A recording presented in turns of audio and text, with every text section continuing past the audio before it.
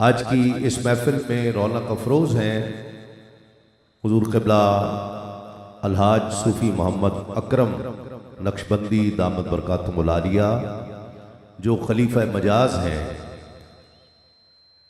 ख्वाजा जिंदा पीर रहमतुल्लाह अलैह के दरबार आलिया गमगोल शरीफ। कौन कौन जा चुका है? माशाअल्लाह, अच्छा, अल्लाह आपको सलामत रखे। और मैं कहता हूं कि जो नहीं अभी तक जा सका वो ज़रूर एक दफ़ा जाए, वहाँ का जलवा भी देखे, वो मंज़र भी देखे।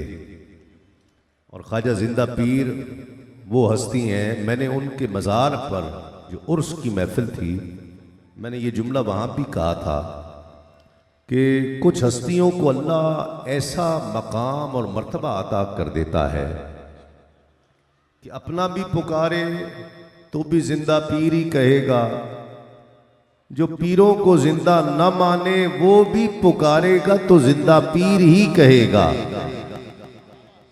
रब ने उन्हें जिंदा पीर बना दिया है। ऐसी ऐसी हस्ती और बाकमाल हस्ती, आने वालों को उनके मकसद मिलते हैं, बीमारों को शिफाएं मिलती हैं वहाँ से। अल्लाह करीम वहाँ आ जाने वालों को अपने महबूब बंदे के तुफैल नवाज देता है। तो उस हस्ती के ख्वाजा जिंदा पीर रहमतुल्लाह अलैह के, और बड़ा सुकून है वहाँ,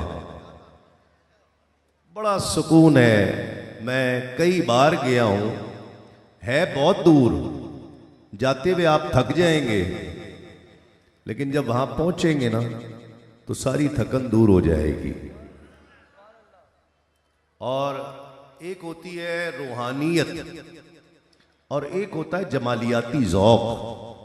आप देखते हैं ना किसी चीज को, फलां बंदा जी, फलां बंदा देखने में भी खूबसूरत लगता है, तो वो ऐसा मंजर है कि आंख को भी अच्छा लगता है, दिल को भी अच्छा लगता है। सफेद ही सफेद है हर तरफ, और आसमान से भी ऐसे लगता है नूर ही बरस रहा है। ख्वाजा जिंदा पीर वो गमगोल शरीफ का वो जलवा है।